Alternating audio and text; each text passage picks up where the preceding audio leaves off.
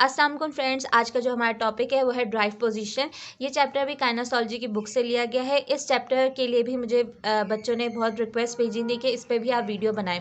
तो ये क्योंकि एक बहुत लेंथी चैप्टर है और बच्चों को इतनी आसानी से याद नहीं होता, तो इसमें बहुत सी ऐसी टर्म्स हैं जो बच्चे आगे पेपर में जब आता है या वाइवा में उनसे क्वेश्चन पूछा जाता है तो वह उसको कंफ्यूज हो जाते हैं। तो उस चीज़ कन्फ्यूजन से हटने के लिए मैंने इस चैप्टर में कुछ ट्रिक्स और निमोनिक्स हैं वो आप लोग के लिए बनाए हैं ताकि आपको ये चैप्टर आसानी से याद हो जाए। आपसे जब पेपर और वाइवा में जब क्वेश्चन सवाल आए या पूछा जाए तो आप उसको आसानी से जवाब दे सको। और मैंने भी अपने टाइम पे ये ट्रिक्स और निमोनिक्स याद किए थे। और जब आप इन ट्रिक्स और निमोनिक्स को याद करते हो तो आपको वो चीज़ लाइफ लॉन्ग तक याद रहती है। टॉपिक स्टार्ट करने से पहले मैं आपको सबको ये कहूँगी कि मेरा फेसबुक पेज और इंस्टाग्राम को भी आप फॉलो करें, उसका लिंक डिस्क्रिप्शन में मैं दे दूँगी।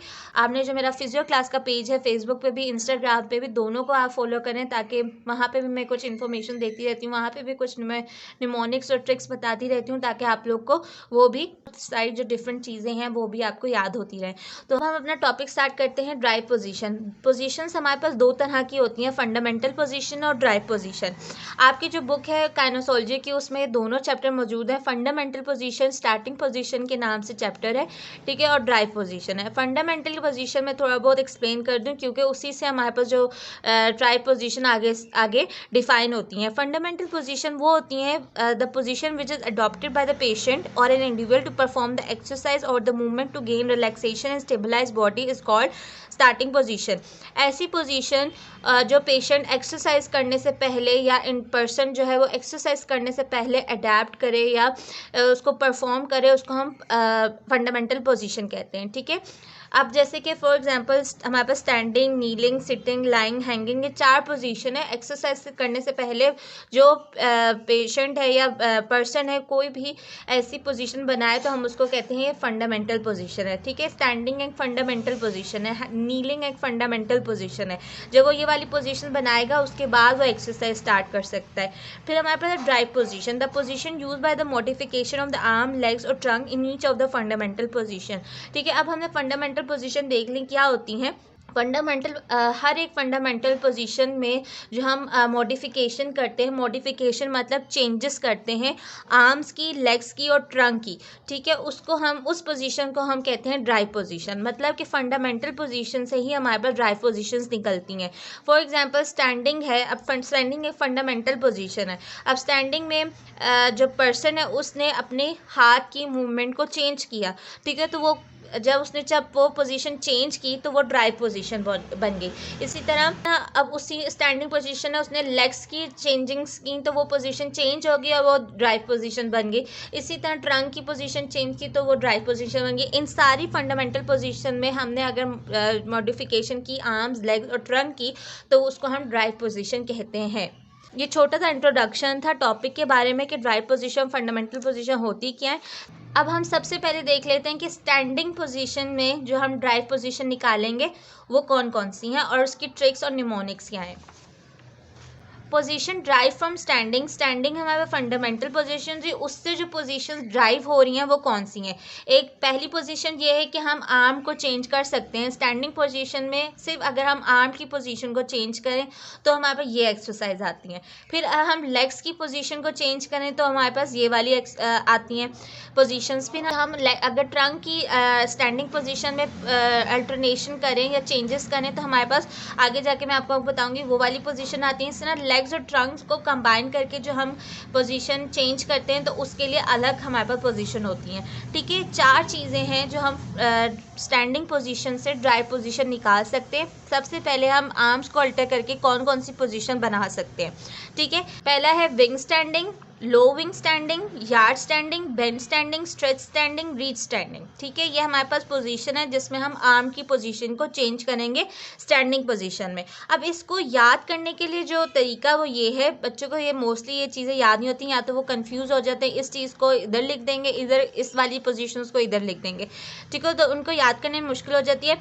तो हमने याद इस तरह किया है, इसको विंग स्टैंडिंग और लो विंग स्टैंडिंग को हमने याद किया है वी विल विन से।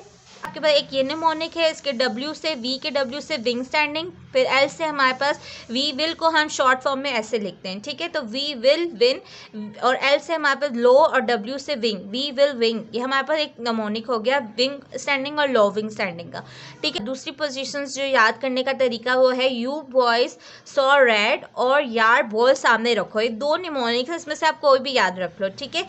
यू बॉयज सॉ रेड और दूसरा हमारे पास है यार बॉल सामने रखो, ठीक है। इस तरह यू से हमारे पास यार्ड स्टैंडिंग हो जाएगा, बी से हमारे पास बेंड स्टैंडिंग हो जाएगा, एस से हमारे पास स्ट्रेच स्टैंडिंग हो जाएगा, आर से हमारे पास रीच स्टैंडिंग हो जाएगा। इसी तरह यार बॉल सामने रखो से भी हमारे पास ये वाली पोजीशन आ जाएंगी, ठीक है। ये हमने याद कर लिया। फिर हमारे पास लास्ट जो बचती है वो position use to fix the shoulder girdle. इस पोजीशन में हमारे पास वो वाली पोजीशन आ जाएंगी जिसमें शोल्डर गर्डल हमारे पास फिक्स हो जाएगा, ठीक है। इसको आपने ऐसे ही याद करना है। बाकी ये वाली पोजीशन जो है wing standing, low wing standing, yard standing, bend stretch, reach standing, ये इंपॉर्टेंट है, पेपर में भी आती हैं और वाइवा में भी पूछी जाती हैं, तो आपको इस निमोनिक से ये याद रहेंगी। अब बात यह है कि ये हमें कैसे पता चलेगा, ये आर्म की अल्टरनेशन में, ये लेग्स की भी अल्टरनेशन में आ सकती हैं, ठीक है। तो उसके लिए याद करने का एक और निमोनिक है ऑल, ठीक है। ए से ऑल के ए से हमारे पास आर्म आ जाएगा, W के विंग स्टैंडिंग आ जाएगा, और L से लो विंग स्टैंडिंग, ठीक है। इस तरह भी आपको ये याद आ जाएंगे कि ये वाली चीज़ जो थी, ये वाली पोजीशन जो थी वो आर्म की अल्टरनेशन में थी।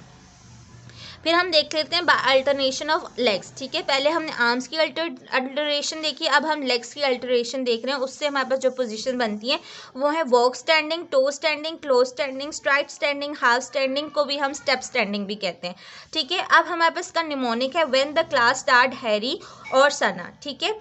W से हमारे पास वॉक स्टैंडिंग हो गया, T से हमारे पास टो स्टैंडिंग हो गया, C से क्लोज स्टैंडिंग, S से स्ट्राइट स्टैंडिंग, H से हमारे पास हाफ स्टैंडिंग हो गया, और S से हमारे पास स्टेप स्टैंडिंग हो गया। या तो आप हाफ स्टैंडिंग लिख दो या तो आप स्टेप स्टैंडिंग लिख दो, वो आपकी मर्जी है, ठीक है। अब ये वाली पोजीशन जो है वो हमें कैसे पता चलेगा कि लेग्स की अल्टरेशन में आएंगी, उसके लिए है लिसन।